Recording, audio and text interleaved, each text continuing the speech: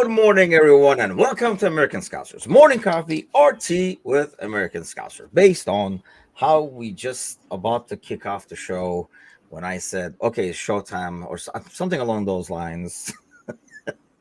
And Matush, with the enthusiasm of like an 8-year-old, he was like, okay, let's do it. and we're on. It is Monday. It is the Grumpy Monday. He is back in all his glory. And Matush, the Polish prince, I think it's been a while since we've done one of these. Yeah, it's I think 3 or so weeks because last week was Kazi and I. The week before that, I was away, and so it had to have been 3 weeks ago. Time flies when you're having fun. And we're not gonna have one again next week either. You'll be hosting next week's festivities, and then John will be hosting Wednesday shows. So there'll be a lot of talking behind my back, which I'm used to by now. So it should be some good times to have while I'm traveling out in Jersey's land, who's already has messages. Good morning, gents. Yes, we'll be out in California. The brother is here. The nephew is here. Awesome. Met him for the first time. Been kicking their ass in FIFA all weekend, so it's been like good times over here. How have you been? You are just the nicest person ever when it comes to video games. You don't give a shit. I don't. Yes. But here's the thing. Here's the catch. He is old enough to realize that if I lay off, you know what I mean? Like, you can play with the 5-year-old and you can kind of let him win and you can get away with it. But, after a certain age, people are on to you that, no, you're faking it kind of a deal. So I respect that. I got to be me. And, me is ruthless. I respect that. I do. I wish I didn't have that switch. I wish I could be more ruthless. I think maybe you should offer that ruthless switch to FSG and get some of these contracts going so that we can maybe sell some of these players as well, just in case.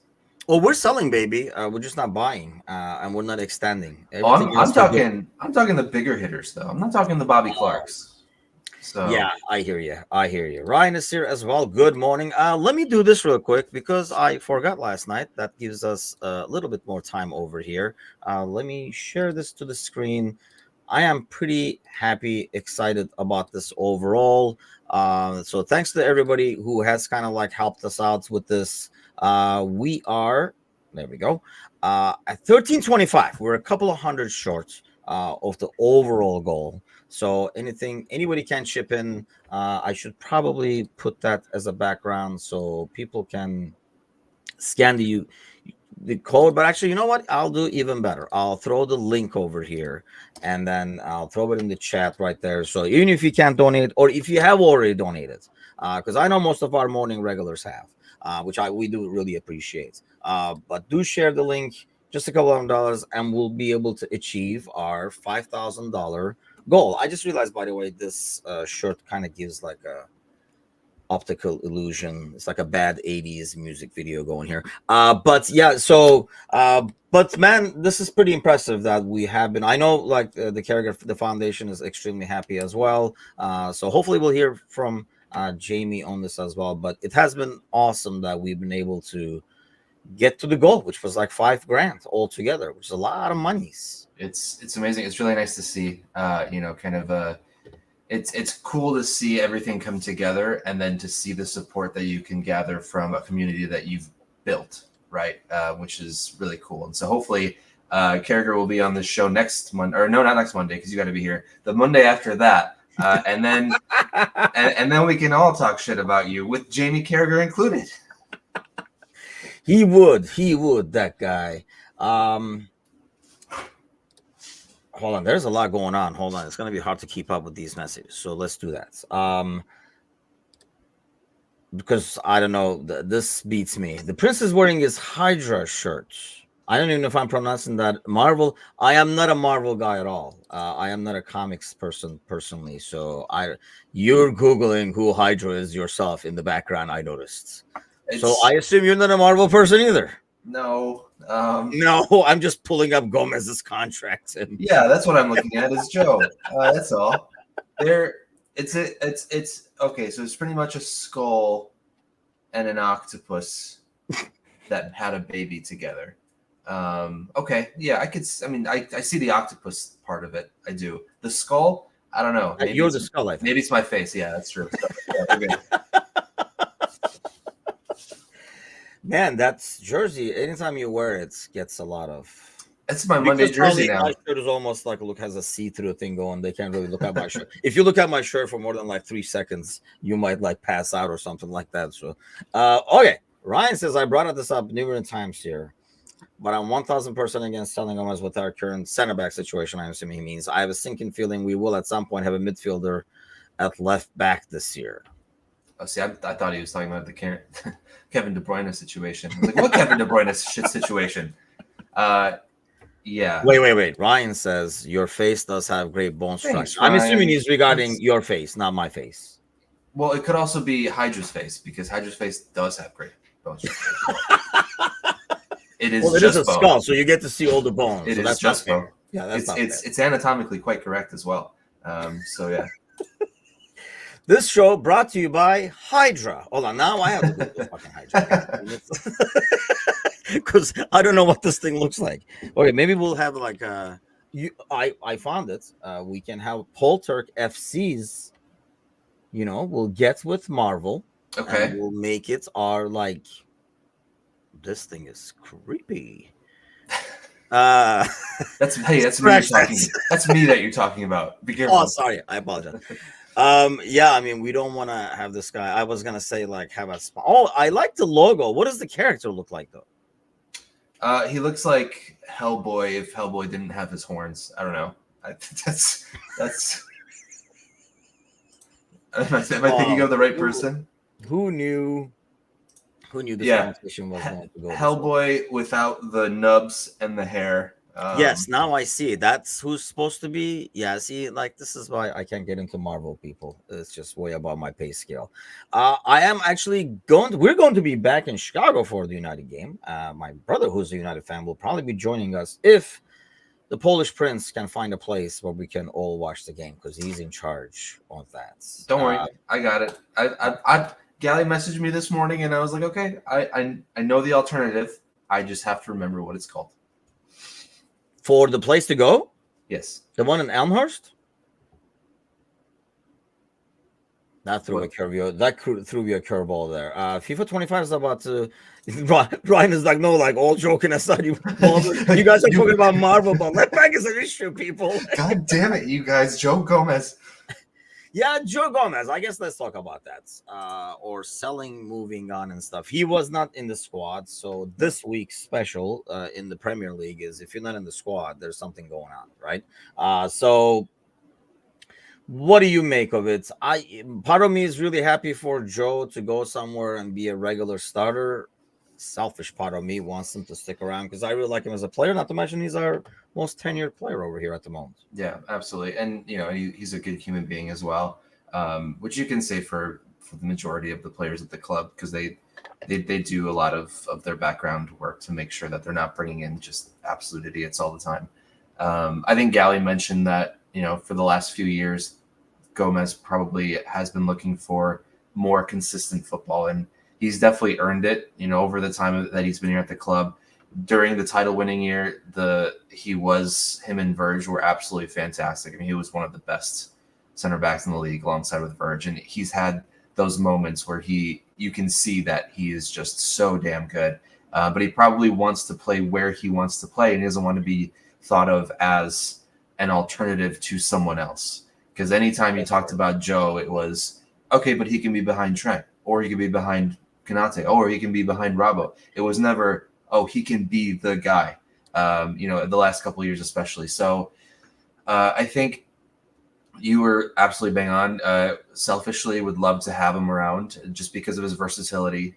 He's sort of like a mini Milner in that way where, he can play along the entire back four, maybe even have a stint 5 minutes at the double pivot if you're desperate and still be able to do a bit of a job there. But for him, I think it's great. I do think it was a little disheartening to just not see him considered at all. I think there could have been, I don't know, this is just thinking now, but maybe there could have been a better way to address that. Maybe he could have at least still traveled with the team. I don't know. It just felt like it really went from 0 to 100, where we thought we had the rumors about him going to Newcastle. Those kind of died down, and then we had plans of using him. And then all of a sudden, he is not even part of the team going to play a match, not even in around the team, anything. It's a bit disheartening. Yeah. Chris says Joe could walk into any spot on the back line, and 90% of teams in Europe, he's been such a servant with someone, he deserves to do whatever he wants. I mean, I do agree to that. Good morning, Lee, as well. I agree to that. I know about 90. Well, I guess 90, because he said Europe. I'll go with the 90. That does. 90, that makes sense. I don't know, like 90% of Premier League, no, but 90% of Europe, yes.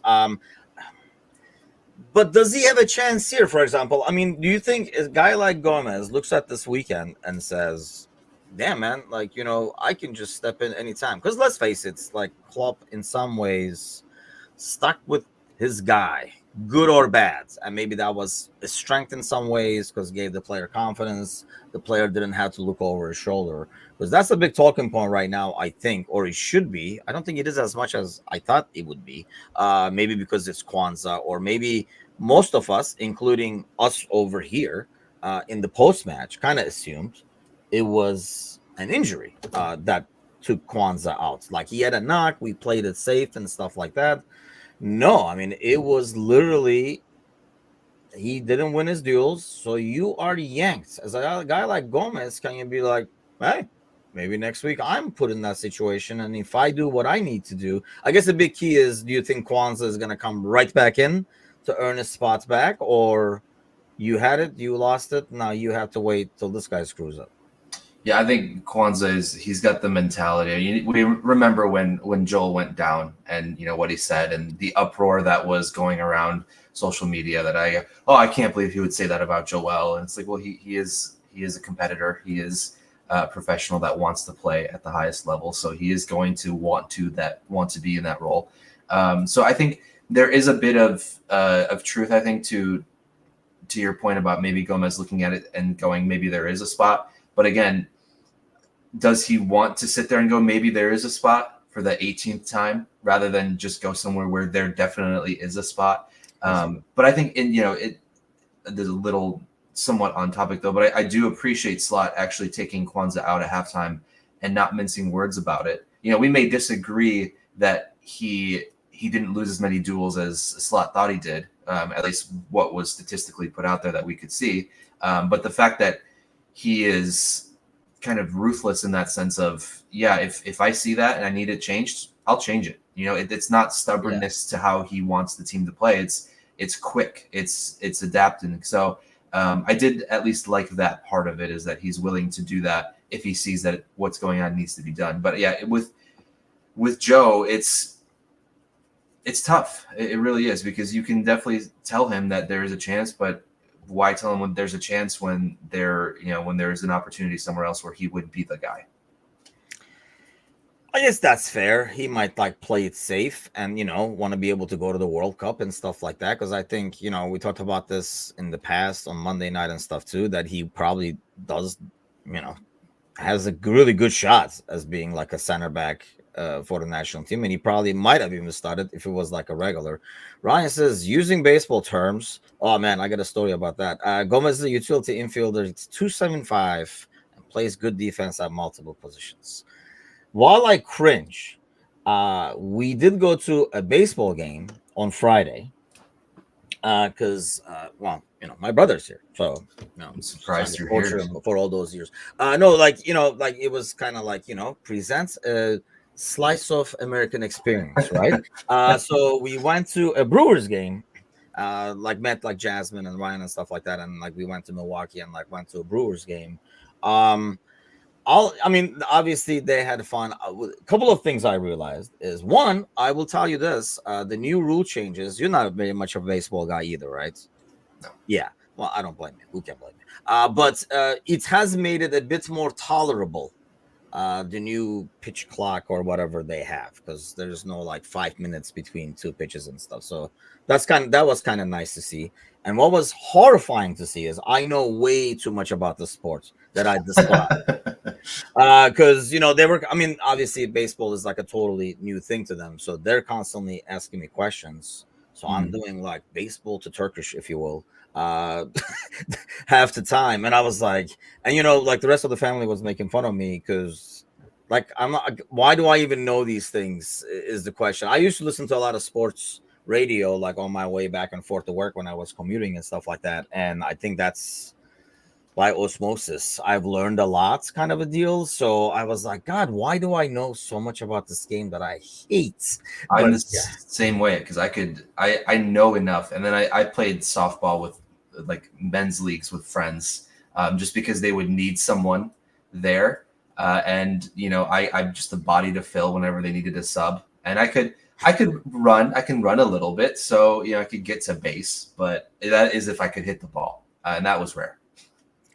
uh, Chris, it's like cricket, but boring. I take it as cricket is boring as fuck too. I'm sorry. But at least a baseball game only lasts like a couple hours. Cricket lasts several days, Yeah, man. it's like a whole weekend. The tea break is when I was done, when I turned it off when I was first watching. But yeah, it was more about, to be honest, it's like cricket with helmets is the only way I can put it because it's just as boring. Yeah, it's pretty brutal. But actually, it was like it was a fun experience just to go to the place and stuff. I have to say, the Brewers Stadium, whatever the hell it's called now, looks eerily like brought to you by the Colts, like Lucas Oil Stadium that we went to Oh, with really? Angie. It looks exactly the same. Like walking up to it, getting inside, it must be the same I think Brewers. architect or something like I that. think it's Miller, because Miller is based out of It Wisconsin. I used to be think. Miller, but I thought Oh, it it used to be changed. changed. Okay. That's why I can't remember what the hell it is now. Nick says boys only knew how to slot the ball, and the season begins. People, the slot. You can do another one of those for the Brewers Stadium. It's now called American Family Field. All American stadiums That's are so dumb. almost the same, says Ryan. Yeah, it was just like really odd because it was like they're like, what if we took that football stadium and converted it to baseball? Is what they did. I mean, it was nice either way, but yeah, I mean, I got distracted when he said baseball because that was kind of really hurting me all along. I was like, why do I know so much? So many You brain cells wasted. you had something that you really needed to get off your chest this whole time. This was weighing you down so much, and now you can finally be a free man this morning. Yes, I can be at peace. Lee says Gomez Versal is valuable to us, but if he wants to play regular first team football, he deserves a chance. And I think that's the thing, right? I mean, he probably does deserve it. Ryan, stop it. The drummer is getting tired. Okay, so Gundogan leaving Barca, I would either of you take him if he wanted to come. You know where I want Gundogan is at Fenerbahce, actually. I was So gonna say hands up. you probably want him at Fenerbahce more than anything. Yeah, if you want, because we talked about this with my brother in the past, but he wasn't going anywhere. I just don't have any idea about his wages or anything like that, because that's a good point. He probably could go to a top team. Chris says no, I would in a heartbeat. It's just not a Edwards kind of signing, so I'm not even No, going to be. But then again, we did Thiago. He's a lot more healthy than Thiago. yeah. Well, speaking of Thiago, he's back in Liverpool. There's some tax issues going on, so he has to be. He's gonna be back in Liverpool until the end of the tax year, evidently. So If Thiago walks in right now and says, "Hey, man, I hear you guys need a double pivot back here," you know how annoying it is that he would be the perfect player for the stupid system. Him and Genie together in a double pivot. Can you just imagine? actually, yeah, I mean, Oh Thiago my would be God. golden in this. Thiago But and Wijnaldum, both of those guys together in that system like that. let's do this. Fuck. If Let's Thiago came in and said, rewind the take clock. 100, 150,000, I'll even take a discount. He can't. He's not going to be healthy enough. Well, that's the other problem, yes. But he's going to get injured going into the office. But even like say that. If we could rewind the clock, though, I think of the past 7-8 years, it's 10 years, I'd say, Thiago and Wijnaldum in this kind of setup would be amazing. Absolutely. From players who have played for this club that Slot can't choose from. But so, okay, like the Gomez situation, I mean, obviously, I thought it's interesting because you would think if Gomez is going, though, Like I just don't see us selling, and not getting anybody. Especially if you're getting Gomez kind of money, that would signal a couple of players coming in, wouldn't it? Or am I just being optimistic? You're not going to, first of all, I mean, who's your backup then? Like you're not going to go down to 3 center backs if Sepp is being sold as well. We also said that we'll have a signing by the end of July or the first week of August or the second week of August. It's now the third week of August. So I don't know. Do we have to sign someone? Not necessarily, I guess. Do we? I think so, but they don't care about what I say. Yeah, I mean, like, do they see Gravenberg and it's like a new player? Because he did play. I thought he would tell you really well. I think he still gets he had a great game. lot of crap, but I thought he did like really well for that spot, and he kind of like specifically addressed that. But let's finish off the Kwanzaa thing first, and then I do want to get to Gravenberg as well. But so, do you like that? Oh, holy shit, dude! It's like the Batman sign. Like I said, Gravenberg, and then John shows up. That's amazing. Somebody say gravy. No, like Kwanzaa, do you like that in a manager, or can that kind of thing backfire in the long run? Do not even go to. Can we? I'm put this done. head I'm everywhere. Do you like that? Because I was, while the fan in us, I think, is like, damn, he means business kind of a thing. Is that in the long term? I guess it really depends on Kwanzaa and how he responds and stuff like that. But like what is your take on the whole him literally like just yanking him because he didn't win a couple of those headers? I like it. It's different than what we're used to. I think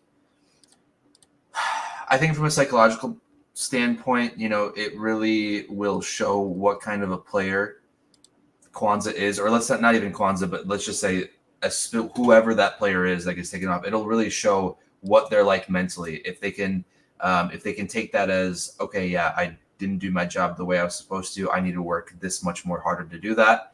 Or if they go, screw it. If he doesn't see me doing well, he doesn't like me there, then I'm not going to go and try as hard as in training this week or whatever. Then you get a really quick taste of what kind of player that is. And I think for Slot, that could be a good thing, if anything, for him, just to get a sense of now how Kwanzaa is going to respond to that. Because, I do think that Kwanzaa will start next week against Brentford. I do.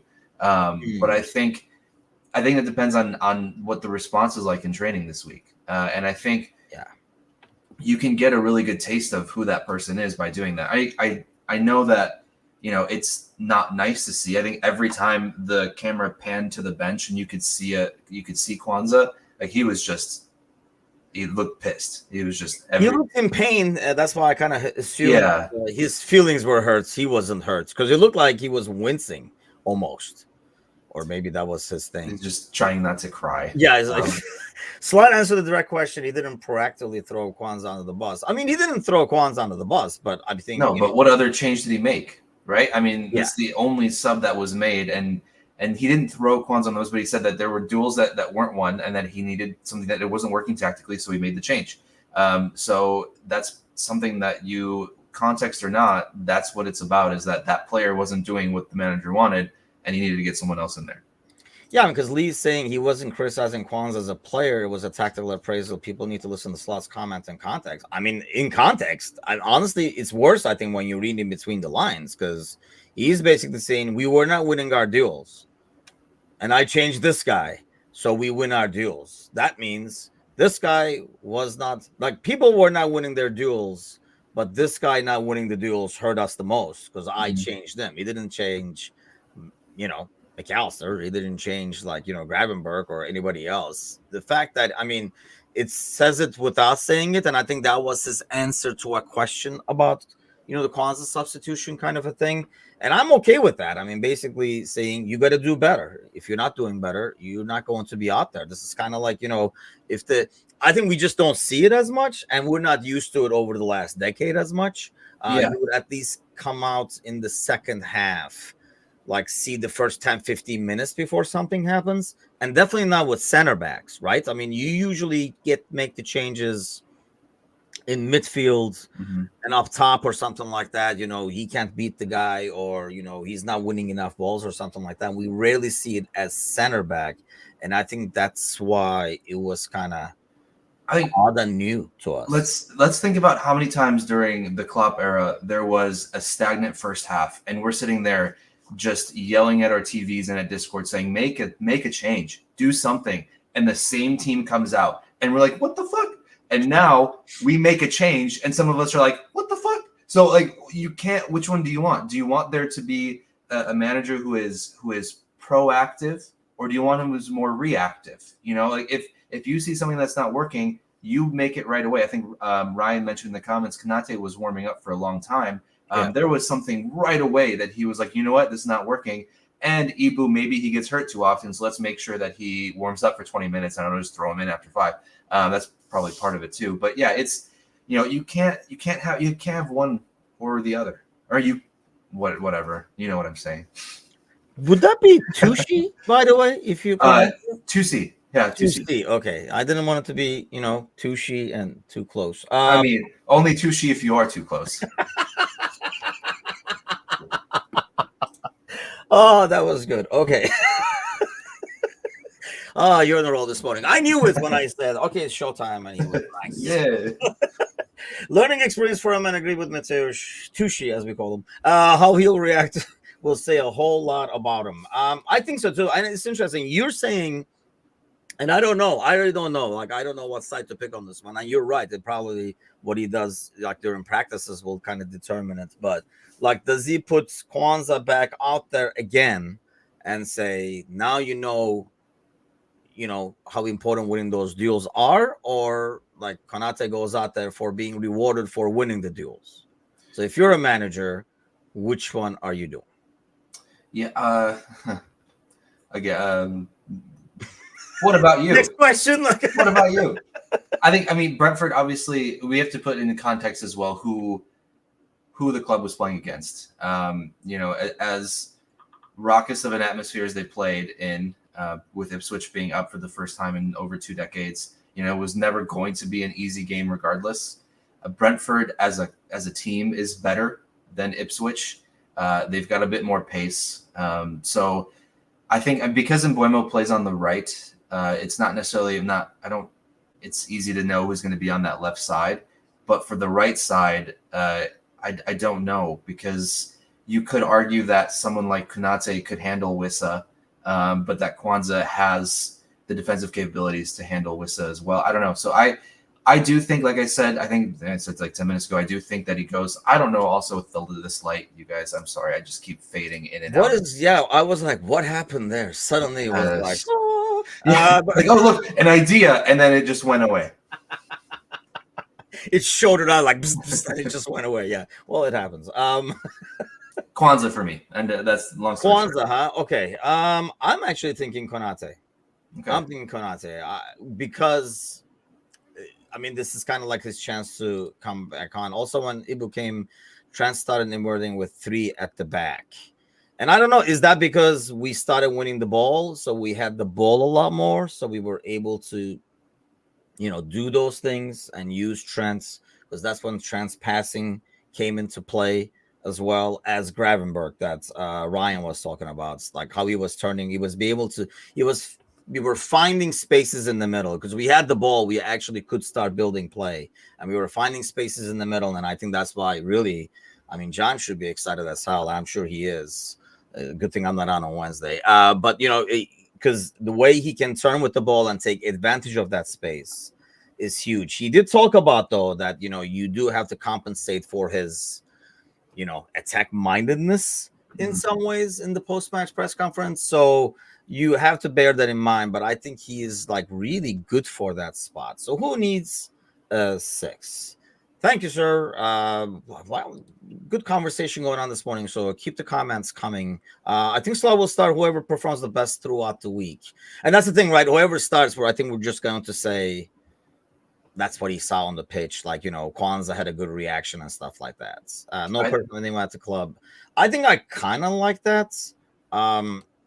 in terms of not having a bias and stuff like that. But it's hard to have a bias like a month into the job. Mhm. You know, you go to a new place, you're kind of like trying to give a chance. It's you get tied to people. I mean, obviously not in soccer management, but having been in management, over time is when you get tied to people and make maybe like an emotional bias in a way, and you feel like he will make me look good or he will make up for it and stuff like that, and maybe you give a bit more chances than you would if you just walked in 2 weeks ago because you have a history with that person now. Like you remember when they did something or how they reacted to something and stuff like that. So I think that kind of sometimes it's a more accurate reaction, but sometimes it's kind of like a clouded bias reaction because you have like a emotional connection as well. Someone said they changed from using 2 8s to using Mac as an 8 and so was a 10. So trends moving forward makes sense. And I think they also like mentions he also mentioned something about uh them more covering the fronts, the center, and like kind of like focusing on Soboslai a little bit, making sure he doesn't get on the ball as much. And he said that's what isolated. This is like him saying it. I'm paraphrasing it, but that isolated our front three against their front three. So you can get Mo and Diaz and stuff like that isolated. And he's talking about how we reacted to that. So that was kind of nice. So Gravenberg, has he earned a spot now? Because I know when we were making lineups, there were a lot of like Jones and thrown in there, like different names thrown in there. Yeah. Obviously, I think John said Gravenberg, but I actually had Gravenberg because I feel he's like, do you think Wednesday, I mean, not Wednesday, this coming weekend, it's no question, is Gravenberg starting at the 11? Yeah, I think so. There's a video that was floating around after the game. I think maybe it was yesterday. It was one of those Tifo videos from a couple years ago when Gravenberg was still at Ajax, and the video was titled, "Why does everyone want Ryan Gravenberg?" And everything that was said in there was exactly what you would get the best out of a position in this sort of system. So I think, especially in that second half, I know first half it's hard to judge because it felt like most of the team wasn't playing well. And really from an aesthetic point of view of watching them, it was sort of like, what are we doing? What are we trying to do? And in the second half, it was like, oh, that's what we're trying to do. And so I think, we're trying to base a lot of this off of the second half mostly, but I think Gravenberg is perfect for what Slot wants to see. Now, are there players in the world that can do that better than him? Maybe, but are they available? Probably not. So I think, for what it's worth, and having him in the club, that's the position that he's going to take up the best. Yeah, he was very adamant that the first half was shit, and he was not happy about the first half. He kept bringing it back to the first half, and now we're kind of like, as I listen to him more and more, you are getting some, I don't know, like inklings of like how he is, Klopp had certain things in the post-match press conference and stuff. Like whenever they asked, one thing I really loved about Klopp is whenever they asked Klopp about, a player who did really well, he would always kind of take it and put it on somebody else. Like if somebody was obviously really good, like we'll talk about more because Cersei said please, but like he would be like so and so also was like very influential and stuff like that. So I think like now as I listen more and more to him, he kind of like brings the stuff back to the negative, and he doesn't want to harp on the positive too much. I mean, I know it's only like a few of these we've listened to so far, but I think that's like one of those. Look at John. I can only picture John. He's just like smiling ear to ear over there. So yeah, he is super young. I think we forget. We give other players the benefit of the doubt, for other things, and age is typically one of them. He's only a year older than Kwanzaa. Like it's it's kind of crazy. Massive Mark says, anyone thinking the Reds are going to score over 100 goals in the Prem this season? And when is Harvey going to get a game? Yeah, that's another thing actually that was interesting to see is, and I think this shows how much more he's looking in the bag. Oh, Richard is back. Richard, it's called soccer here. Do you know As long as you know what we're talking about, who gives a fuck what it's called? I guess is where I'm gonna go with Some this. But people just don't have yeah, anything we're to just gonna do, have this right? conversation over and over, Richard. You're not gonna change our minds. So we're gonna say probably soccer here. I'm occasionally gonna say football. I'm probably gonna say both. As long as you know what we're talking about. If you're confused, we're talking about European football. So now you know, and we can move on, and life goes on. Lee says, Gareth shown he can do a job to a certain extent, even if he becomes first choice. Having a backup is essential. I mean, yeah, the fact that he's 22, he's only going to grow into that. Yes, I agree with Ryan too. In some ways, I don't know if Ipswich is, but you knew they were going to have to kind of really play a bit more aggressive, only because of the game. Like they might not play if we went there in week 8. They might not play like this, right? This was kind of Yeah. like the new car smell of the Premier League. You can't have a moment where you are in the Premier League for the first time in 22 years and you come out with 11 guys in the box behind the ball. Your fans are not going to be happy with that. I think they would have been a disservice to the fans for that. So yes, do I expect them to play like that the entire year? Absolutely not. I think it's not going to work. But the first game of the year, the first home game in 22 years in the Premier League, yes, absolutely, it was going to be them coming out swinging, if you will. And credit to them, the first 20, 25 minutes or so were a bit awkward. It wasn't until towards the end of the first half, and especially the second half, where Liverpool definitely settled in. But yeah, I found it interesting the amount of people, maybe they're just not used to the league still, maybe they're newer fans or whatever the case might be, but thinking that a game against a promoted side is always going to be an easy one. It's never easy, especially if it's the first game they've had in the league in over 2 decades at home. It was going to be tough, and especially if Ed Sheeran's in the house, they're going to want to put on a show for Ed. How many times did we need to see him? Actually, why did we have to see him? I don't want to 8 hear times? anybody with NFL talk about Taylor Swift anymore. This was worse. We saw this guy a lot more, and he wasn't even like they were just showing him just like watching a game, and then he bailed at halftime. So what kind of a fan is that? I don't give a damn if you have a concert. He had a show or whatever the fuck it was. He has a probably personal plane. It's not like he has to go to the airport. He's like, security check is a bitch on Saturdays. Like, so like he could have left afterwards anyway. Sergi says, speaking as a Brit, the original name for footy was association football. It was then abbreviated to soccer. I honestly I mean, that's a conversation that is just like so like stupid and boring. Everybody knows what the hell we're talking about. It's like the concept of it's not soccer, it's football. It sounds like a bratty bitch and Mean Girls kind of an attitude when it comes to sports. And I just I'm sorry, it's kind of like really hits a nerve with me because it's so freaking stupid. Well, it just sounds like you are a desperate, sad person and you really want a friend. So you're trying to do the thing where you try and, make some jokes that aren't really funny and you end up without friends still. No friends for Richards. Some to rugby being called rugby. God, Sergi is like a freaking Wikipedia of like sports names over there. But let's get back to what's really important. Felicia thought during pre-match that they show us a lot of respect on Park the Bus. Boy, was I wrong. It's on that 3 clubs one of the silver player. I don't know. But then again, you never know, right? We said the same thing about Burnley last year. And we said, well, they'll learn. They'll change their ways. Oh, yeah, they didn't. They didn't, and they took off. Yeah. So you would think if we were like, maybe we should change our ways. But Company got a job at Bayern because of it. So maybe. So it's like, hey, I fancy a top job. The manager's like, hey, if I just play this style the whole year, there's going to be a top club in Europe that wants me. Even if I concede 120 goals, they're going to want me. Trevor says, to be fair, bots are incapable of friendship. Not anymore. You can program bots. Telling you, we're getting to a creepy age where your best buddy could be a bot calling it football whenever you ask him to. I think Ipswich could get relegated and then McKenna takes over Barcelona. He plays such great attacking football kind of a thing. Yeah, that's interesting.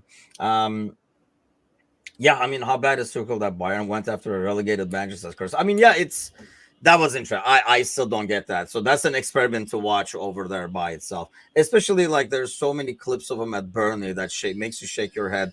Like there was one recently, I think somebody shared it on Discord about him like just losing his shit in practice. Oh But then yeah, talking about keeping your composure. yeah. And then yeah, you're not going to be able to do that to like Kimmich or Neuer or something like that because they're gonna be like they're not gonna I don't think they're gonna take it the same way. I realize I'm sure like Klopp was giving it at times to people too. That's probably why they didn't want cameras following them around at practice and stuff like that. But yeah, I just that's an interesting experiment. So we'll take a look at that. So Premier League week 1 is in the books. Not yet. The game yesterday, I don't know if you got to watch it. I mean, that was probably the big game of the weekend, kind of a deal after our game, Chelsea Yeah. and City. What did you make of that?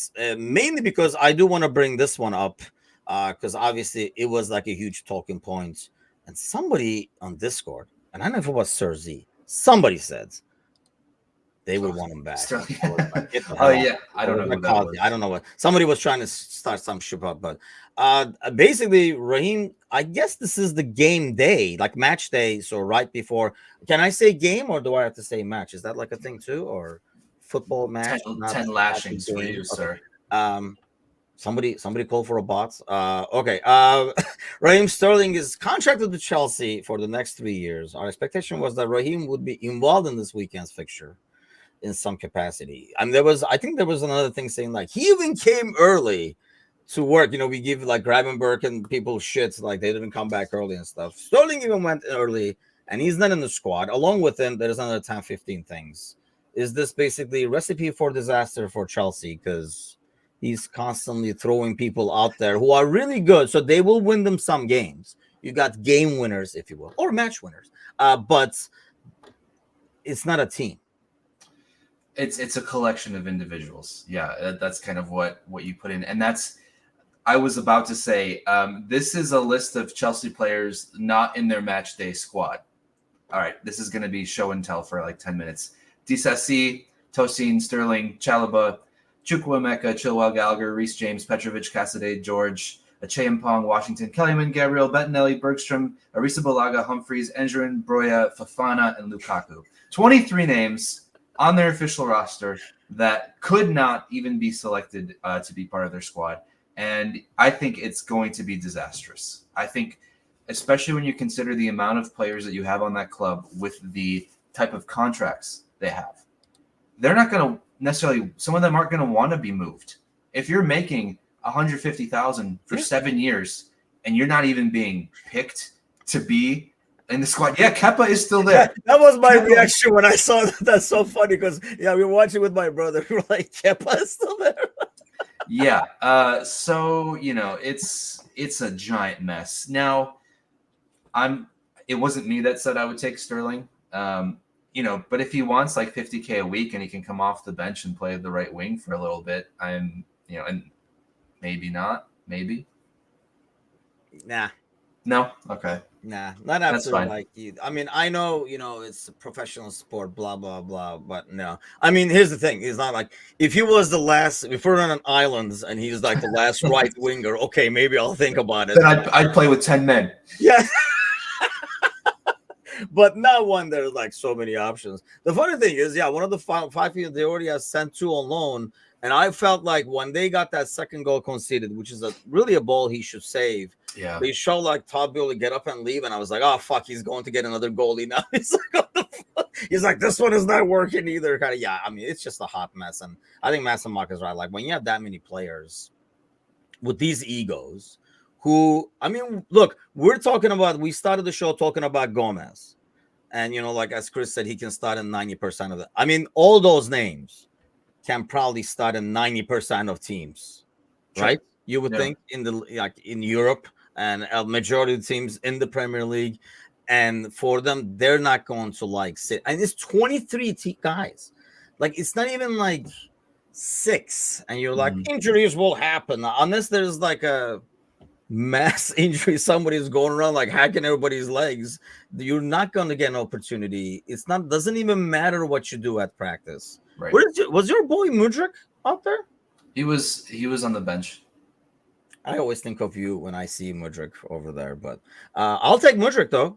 I'll take Mudrik for a 500, Alex. I'll take him for Yeah, for some wing 500. depth. He Yeah, doesn't. But he's just but coming around fast at the end of the games. that's another guy on the left side though. We don't need any more left-sided You can wingers. never have enough guys on the left side. I think our transfer I think, policy has shown. yeah, this club has shown that what is the ideal number for left wingers? The number does not exist. Like Lukaku is still being paid wide, and I think at this point, like people know you have to sell, so it's not easy to sell because people know you have to sell, and there's like 10 days left, so you're not going to get value for these guys now because people are going to be like, "What are you going to do? Keep him? You can't keep him. You can afford to keep him." And yes, you gave these guys ridiculous contracts for years and years and years, and we talked about this way back then. This is not baseball. Or stickball, as some would call it. No, but this is not baseball. So it's not going to work like that where you can sign these guys and then pay for a guy 8 years after he has retired and stuff. It just does not work like that. So now, like we had a similar situation with Ox. Like we just couldn't, he wouldn't go anywhere because no one's going to pay the wages. So unless Chelsea's paying the wages, or at least half of them or something like that, most of those guys are not going to go anywhere. Yeah, like it's a mess. And if one of those guys is Gallagher and he wants to come to Liverpool, I will take that as well. Who are you taking? Gallagher? I would take Gallagher. Do you think 100%. Gallagher can play in this system? I think so, and I think he has a bit of the. I feel like our midfield sometimes misses that bite, and I feel like Conor Gallagher has that bite. He's kind of a no nonsense kind of player who can play that position. I think he can. Lee says you only get a second chance if you're a legend like Rush. And I don't remember, so I don't want to say good or no, but he is like, I don't remember him talking shit after he left. That's the biggest thing about Sterling, I think. I don't care if you go and come back. Don't talk shit after you leave. And I know why, because now you're a different team. I understand that, but you still got to respect the old. And can I mention once again that's not celebrating when you score against your old team is one thing that really, really freaking bugs me. Kovacic did it this weekend as well. He says, yeah, dude, bro, celebrates because, we're celebrating. So, and then, he did that. We were watching with my brother. And then after like 10 seconds, he was just like, yep, up there's kind of a thing. So let's not fake it. You're not kidding anybody. I think Gallagher would be a good 10. And this is my concern because like Chris says, I don't know if the Gallagher is the type of guy you need. Isn't he too attack-minded as well? I don't think so. No, I don't know. I feel like he's more Gravenberch than he is McAllister. That's how I see him. But that's attacking. It's less attacking than McAllister's more attacking than Gravenberch, though. See, I disagree. I feel like Mac has more of a, where they are better. Yes, but I think Mac, maybe because of his age, not that he's that old, but is a more mature player and has more positional discipline than a Gravenberch, and then what Gallagher would have in terms of like just taking off. I mean, because in his best times, he's the guy who makes it into the box, like arrives late into the box and causes havoc and stuff like that. So I don't know. Like, that's the only fear I have is like, do we want somebody who's a tad more defensive minded, but still good on the ball? Like Zubimendi, I hear he is available. I'm all for people subbing as former clubs. I said when Suarez did it to us, then it was shameful. I don't care. Just celebrate. You left. You left. You're getting paid by somebody else now. I find it disrespectful to the new guy not celebrating. Like when Mo didn't really celebrate against Roma. I wasn't like offended, but it was like, just celebrate. Like, you're ours now. We took you. And I guess it really depends on how you left as well. I think that's the biggest thing is how you left. Not more so, what you do after you score, but it's the things that happened up until that point. Because if you left on really good terms, I definitely understand not, running into the crowds, kissing the badge, and basically like giving everyone the bird, right? It just that's different. But if you were kicked out, let's say you were part of a 45 player squad and you weren't picked for 15 weeks, and then you go somewhere else, and within the first 20 minutes you score against this team. Yeah, I would fucking knee slide, kiss the badge, kick someone in the head for sure. That's what it comes down to. Yeah, that's right. I mean, I don't know, like, especially, if you were deemed not good enough and you were packed. Like, if I'm any of those players on Chelsea, that list you just named, if I go somewhere and if I do something against Chelsea, I'm like taking my shirt off, just like doing anything and everything possible. You take the shirt off, and the shirt underneath said, "You could have had this." Or you're wearing a Chelsea shirt underneath. No, that would be the worst. And then you take it off, and then there's the new club one under that too. Like, oh, just kidding, got you again. And then you get 2 yellows, and then you're out for 3 games. Yeah, it's gonna be a hot mess, like in Chelsea. That's basically was one of the bigger takeaways. Ryan says, "I'm pissing in their goal," and Ryan would. I would have put it past them, but so who? What is your biggest takeaway out of like the first set of games? Which there's there's one today. There's one today. I was gonna say it's not over yet. It's not over yet. Today could be a fun one to watch. I think. Let me just take a quick peek at what happened again. Your wish is my commands. I see that. I don't know. I guess I didn't necessarily expect Everton to get battered like they did. But I've said that every year. I didn't expect them to be that bad, but here we are again. So, yeah. Groundhog Day in Premier League. Whoops. And Crystal Palace, I'm really curious to see what's going to happen to them. I feel like they have a lot of good pieces, and Glasner was doing well towards the end of the last season. But with Elise leaving, and it looks like Gahey's head is elsewhere, and Eze's head looks like it could be elsewhere. Wharton's head could be else. I don't know. I feel like that team is just 2 weeks away from imploding, especially if they sell a couple of those guys. That's the disappointing thing, because I was excited to watch them this year, and I don't know what it's going to be like if they lose a couple of these guys here. And that's the problem with being a selling club is being a buying club.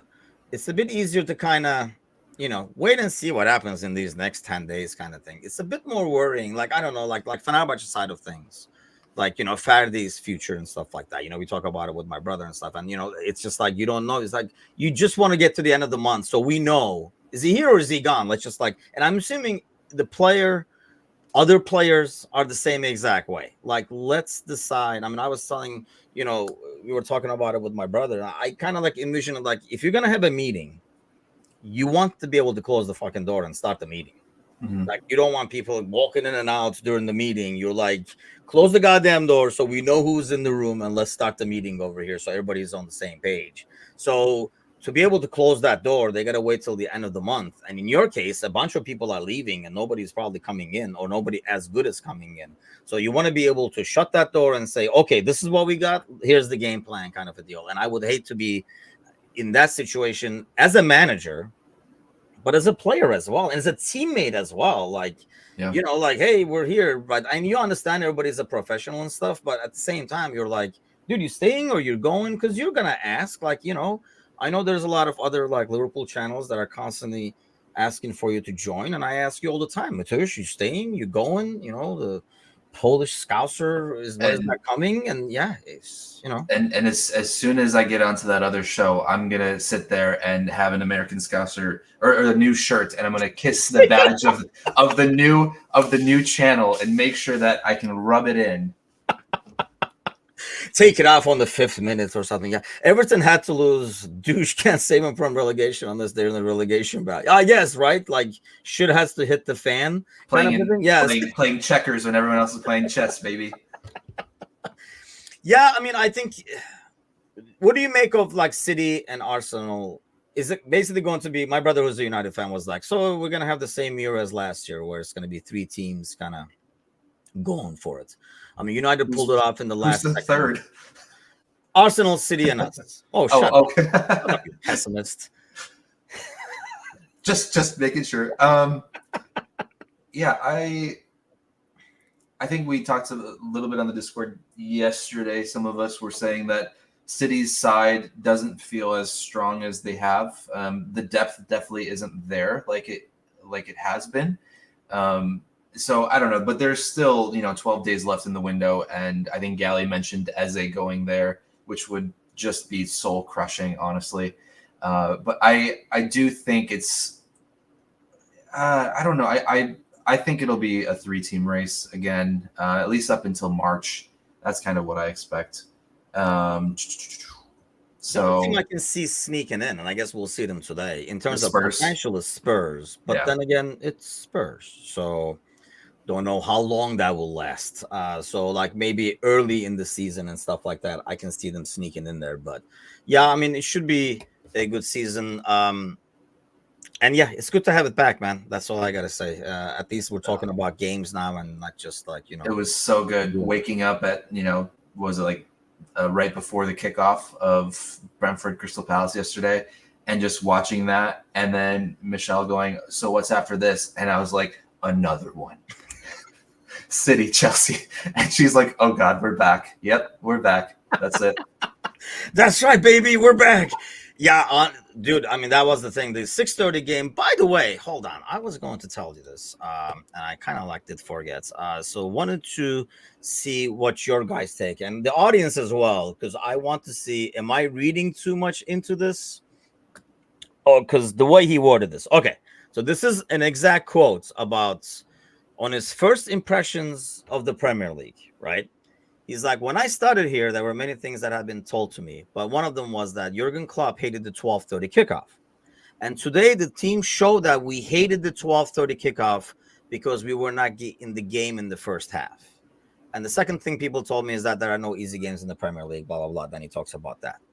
That first part over there, what do you take away from that? I want to see if you take away the same thing I'm taking away from it, or I want to maybe take away from it. That what the manager said and complained about bled into the feelings of the players, and then they maybe subconsciously, not on purpose, but they were going into the game going, "Oh, what another one of these kickoffs. We hate those, blah blah blah," when they could have been okay with them. I know Soboslai still doesn't really know when morning ends and afternoon begins, but that's beside the point. So I think that's what you would say, is that because of the manager's comments. And you mentioned that before. I think we talked about it before. The more you complain about it, the more it just feeds into the team itself, and they feel that way. Everything, and you're in a manager's point of view as well. The stuff that you say and do, that is reflected in the team, right? Eventually, if you do something long enough, you're going to see that within them. Yeah, I mean, that's what it taught me. Slot watches us because he heard about it. I don't know, because the fact that he doesn't say, and this could be, I mean, it's not a translation, so it's not a lost in translation, but it could be like he didn't word it the way he wanted. But the way he words that, he doesn't say, "Yeah, I get now why it's hard to get going in the morning" or whatever. He basically, the way he said he hated it and the team played like they hated it, tells me that he doesn't see a reason why the hell the big deal was, but it's in their head, which I've always felt is in their heads. You're not, and I understand, like Klopp always talked about, and we see it in the NFL and stuff too, right? Like there's a Thursday night game and they're like, "Oh my God," like, what are we going to do? Because they have like a certain thing, like a recovery, blah, blah, blah, like getting ready for the game, and they get out of their system. They're a creature of habits and they get thrown off and stuff. But I think you're right. I thought the same thing. That's why I wondered if you guys, got the same vibe from that answer. The vibe I get is it was spoken into existence. And he wasn't like, "Oh yeah, I get why it's a pain to do the early game," kind of a thing. So that was like an interesting. And especially with, you just brought up the NFL with, they have 6-7 games usually that have a noon kickoff time. Yep. And that's earlier than these guys are starting. And that sport is a little bit more brutal, right? And those guys are going all at it right from the whistle as well. So it's not like, 12:30 is so early whereas the human body can't get ready for it. Yeah, I mean, like I say, we're talking 2-hour difference. Like, like instead of the 9 o'clock game, like 2.5 hours over here. Like I say, I understand they're a creature of habits and their whole system gets shaken up. But so does the other teams. Like they don't always play at 6:30 either, or like our time 6:30, like doing over there. But so that was never an excuse for lacking proper motivation for a game simply because of scheduling. Yes, but Klopp has basically got to me, says John. Right out. And God's son is Gravenberg. Okay. Monday, what's the game plan over there? Grooming day. Grooming day for everybody? For me. Oh, just for you. Yeah, just for me. No dog grooming. Okay. Well, I mean, we're getting ready for the trip, obviously. So that should be trying to wrap everything up like the last day work and stuff like that. So it should be like a hectic day here. And then, got some like errands and all that kind of stuff going to places because, like I say, the brother and the nephew were here as well. So the boys will be back tonight. I am a game time decision, if you will, questionable. So let's see what the physios say. But Gally and Bickler, and hopefully I'll be able to join them tonight. We'll probably talk a lot about the stuff we talked about, as well as take a more look at the Premier League and specific stuff. But that will be covered. If I'm not there, the boys will be there for sure. So do tune in tonight, 7 o'clock Central, 8 o'clock Eastern. Do not forget, tune in Wednesday for the Ryan Gravenberg. I mean, the Wednesday morning. Yes, he is hosting it and stuff too. The background will be gone when I come back from vacation. It'll be like Gravenberg. It's going to be a hot mess. Do not forget, it is still active because I wasn't there at midnight to turn it off. So if you do want to and somebody else wants to, until it's closed off, they can go in and like throw a couple of dollars towards the foundation's way so that we can definitely reach our goal and then donate that. So we should be hearing from the foundation as well. I know they were extremely happy with what we ended up with. So thanks again to all those who helped us make it happen. And then we will make this an annual event. We've learned a lot from it. Some more painful learning experiences than others, like especially doing the 24-hour one and stuff like that. So we have learned a lot from it. So the goal is going to be even higher next year going into it. And maybe we'll do it on location. You never know. That would be fun. Somewhere. The last thing here, I just got a notification that Manchester City have made contact with Ilkay Gundogan's camp over potential return. So that's probably the worst thing I wanted to hear this morning. Yes. Now it's over. Now it is over. Yeah, that's not good because I really thought they missed him a lot last year. Yep. And I know Roger wasn't there yesterday, but they missed him a lot last year. And he popped from all over the place, scoring goals and stuff like that. Yeah, that is just not. God damn it, Matush. I didn't know. Because I was not going to look at anything, and now I'm going to be eating. Not to mention, that means he's not coming to Fenerbahce. God damn it. Okay, well, thanks. Thanks for nothing. But thanks to all you guys. Forget Matush, or Tushi, as we like to. That was him being Tushi, if anything. But yes, we'll see you guys tonight, 7 o'clock Central, 8 o'clock Eastern. Thanks as always, and have an excellent rest of your day. Take care, everybody.